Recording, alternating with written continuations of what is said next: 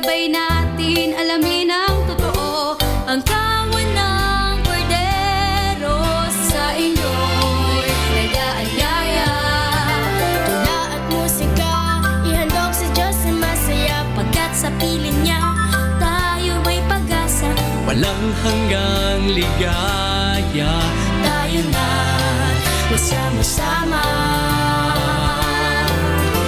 The KNC Show will teach us while we grow. Sa tulong ng ating Diyos Ama, isipan ay magliliwanag na.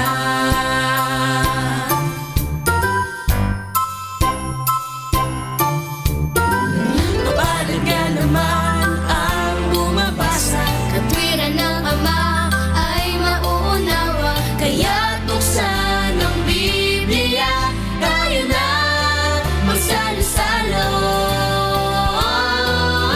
The KNC Show will teach us while we grow. Sa tulong ng ating Diyos Ama, isipan ay magliliwanag na. Ang turo ng ating Ama ang siyang dapat lakaran. Sa KNC Show will teach us while we grow. Sa tulong ng ating Diyos Ama, isipan ay magliliwanag.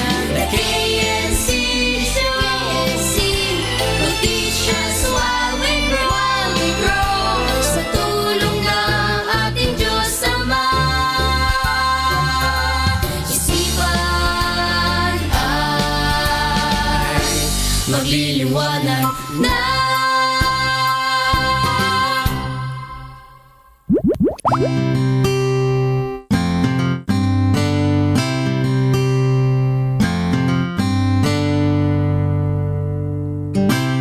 Hi kids! Hi, Eric! Okay yan ah. Mukhang na-bore kayo ng paghihintay sa akin at nakapag-experiment pa kayo ng ganyan ah. Hindi naman po, Kuya Eric. Naisip lang po namin na gawin yung napanood namin sa Kids Lab. Ito po yung how to inflate a balloon using a vinegar and baking soda. Ang galing po kasi, napaloobo po namin yung balon kahit di namin hipan ng hangin. Tamang-tama pala yan. Dahil pwede nyo gawing paghahanda yan para sa National Science and Technology Week. Ang bilis po talaga ng panahon. Parang kailan lang po nung pinag-aralan natin ito. Tama ka MJ, maganda nga itong pag-aralan dahil taon-taon, iba-iba ang nagiging tema nila. Ano po ba ang team ng National Science and Technology Week ngayong taong ito? Ang tema nila ngayon ay Who Wants Science, One Nation. Alam nyo kids, 1950s pa lang ay isinasagawa na ang NSTW sa pangunguna ng Department of Science and Technology. At mas lalo itong naisakatuparan nung nagkaroon na ng batas na ito ay i-celebrate tuwing 3rd week ng July. Mabuti nga po at meron nito para madagdagan ng kaalaman namin tungkol sa science and technology. Oo, at maganda ang layunin nito. Isa na rito ay para mailapit sa mga tao ang science and technology. At para mapa-experience sa mga tao ang malaking bahagi ng science and technology at mga innovations para mas mapadali ang ating pamumuhay. Interesting at masaya naman po talagang pag-aralan ng science. Agree ako dyan, Sid. Kahit alam naman natin kung saan nagsimula ang lahat ng ito. Kaya present na nga ang science noon pa man kahit na hindi pa ito nadidiscover ng mga tao. At patuloy pa rin na pinag-aaralan ito ng mga tao yung mga karunungang nakikita sa ating paligid.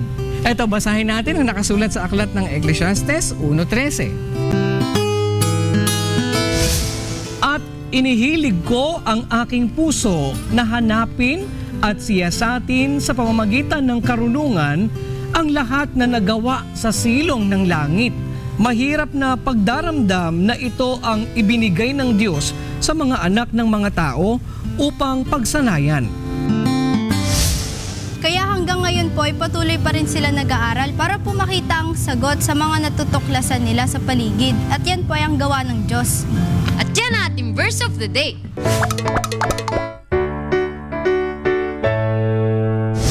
Kids, dahil nag-enjoy kayo sa pag-experiment, para lubos nating maunawaan ang objective o layunin ng pagsasagawa ng Science and Technology Week, yan ang pag-aaralan natin maya-maya lang sa pagbabalik ng KNC Show!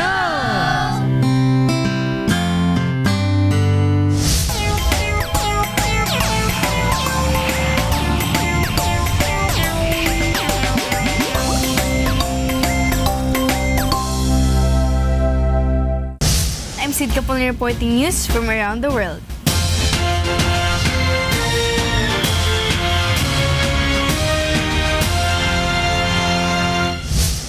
The Department of Science and Technology, or DOST, opens its doors to the public as it leads the nation in celebrating the 2016 National Science and Technology Week with its theme, One Science, One Nation, on July 25 to 29, 2016. The celebration will kick off on July 25 at the DOST complex in Bicutan, Taguig City, to be led by the new DOST Secretary Fortunato T. de la Peña. It will be celebrated simultaneously in all DOST regional offices. According to Secretary de la Peña, this is the first time the DOST will be doing a simultaneous celebration not only in Manila but to the different regions of the country. The 2016 NSTW will feature several technology open houses, symposium, scientific forums, technology fairs, film showings, scientific career talks, and technology launches, among others. The DOST's main office in Taguig has prepared numerous treats for those who will be visiting the NSTW celebration. Among the activities lined up are the food tasting on DOST's assisted products called Future Flavors, technology forums on livelihood, career talks, product launches, science film showings, and many more.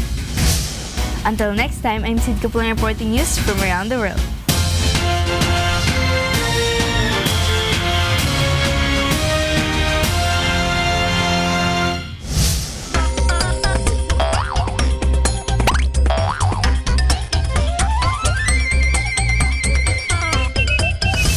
Magandang araw mga bata! Sa pagpipinta, pwede natin gawing makatotohanan ng ating obra sa pamamagitan ng iba't ibang approach sa mga kulay na gagamitin natin. Kaya mahalagang marunong tayong gumawa ng effect gamit ang pintura o ang tinatawag na color effects. Ngayong araw, alamin natin ang kahalagahan ng color effects at kung paano ito magagamit sa ating artwork. Sa pagpipinta, kailangan natin matutuhan ng iba't ibang techniques sa paggamit ng kulay. Kailangan din natin makilala o malaman ang bawat uri ng kulay. Maging ang mga shades nito at tamang combination na magagawa ng mga ito.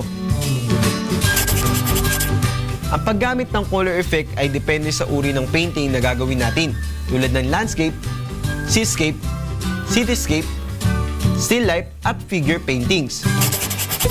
Sa pamamagitan ng pagkakaroon natin ng kaalaman sa paggamit ng mga color effects, makagagawa rin tayo ng sarili nating obra na hindi na kailangan gumaya sa iba. Para matutunan natin ng iba't ibang effects, kailangan nating i-explore ang mga kulay na ginagamit natin sa ating pagpipinta. O yan kids, ang pagkatuto ng paggawa ng color effects ay hindi basta-basta matututuhan ng isang magkakataon lamang. Kailangan ay lagi natin pagsanayin ng paggamit ng iba't ibang kulay at malaman natin ang tamang harmony ng mga ito at practicein lagi ang paggamit dito. At yan ang lagi nating ginagawa mga bata, ang pagsanayan pa ang talentong binigay sa atin. Marami pa tayong pag-aaralan mga bata, kaya muli tayo magkita-kita at samahan niyo ulit ako upang sanayin ang ating kakayahan sa pag-uwit dahil tayo mga batang artistic.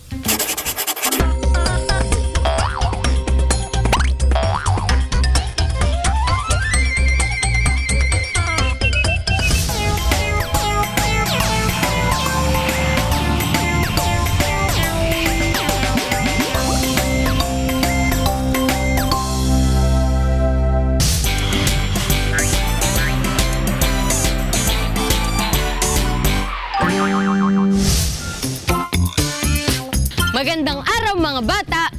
Paborito bang subject ang science? Kaya ako naitanong to dahil ang DOST ay may project at ito ay ang National Science and Technology Week. Ano kaya ang mga nakapaloob dito? Para masagot ang lahat ng mga tanong natin, magpunta ulit tayo sa DOST. Magandang araw po, Tita Venus. Magandang araw, Bensi. Bakit po merong National Science and Technology Week? Ayun, ito ay, Bensi, ay dineclare through Presidential Proclamation number 169 noong 1993, declaring 3rd week of July as National Science and Technology Week. Kaya ito ay ginaganap taon-taon para po maipalapit natin sa public yung S&T or Science and Technology para malaman din tuloy kung ano yung kalagahan ng science and technology in improving the lives of the people. So every year, meron tayong iba-ibang activities para po maipakita natin what's up or ano yung mga bago sa science and technology. So, ang DOST, Department of Science and Technology, ay merong exhibits, sino-showcase kung anong meron sa bawat agency under the DOST. Meron din mga pa-seminar. So, iba-ibang activity. Meron din para sa mga kids, no? In fact, this year, meron kaming pa-contest. Poster making contest, meron ding weather observation. So, dito sa Pag-asa, ituturo kung paano mag-observe ng mga weather parameters. So, meron involvement talaga ang mga bata para naman mas lalo silang ma-encourage to study science-related courses paglaki nila. Ano po ba ang objective ng National Science and Technology Week sa taong ito?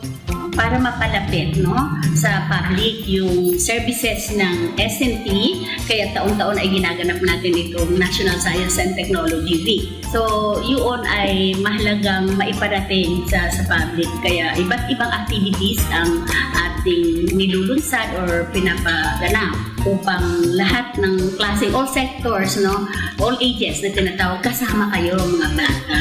Sa pag-aaral nyo, most likely, maingganyo na kayong kumuha ng science and technology courses.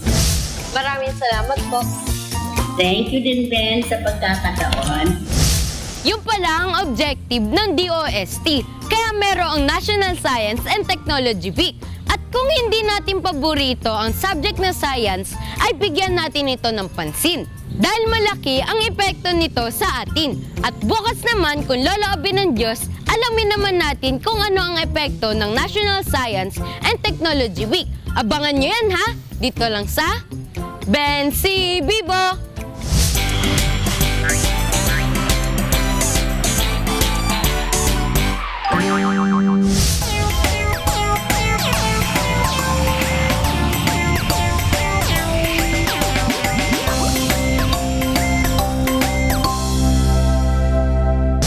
Ang dami po pala naming matututuhan sa pagdiriwang ng National Science and Technology Week.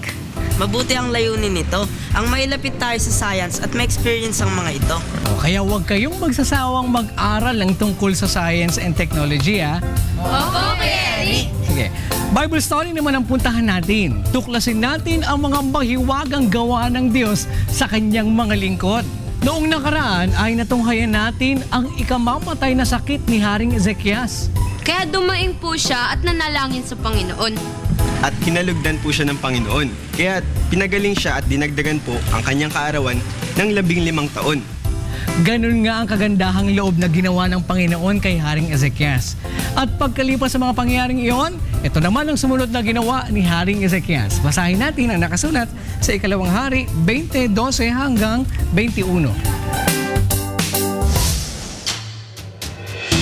Nang panahong yaon ay si Berodach Baladan na anak ni Baladan na hari sa Babylonia ay nagpadala ng mga sulat at ng kaloob kay Ezekias sapagkat kanyang nabalitaan na si Ezekias ay nagkasakit. At dininig ni Ezekias sila at ipinakita sa kanila ang buong bahay ng kanyang mahalagang mga bagay. Ang pilak at ang ginto at ang mga espesya at ang mahalagang langis at ang bahay na taguan ng kanyang sandata at ang lahat na nasusumpungan sa mga kayamanan niya. Walang anuman sa kanyang bahay o sa buong kanyang sakop na hindi ipinakita sa kanila ni Ezekias.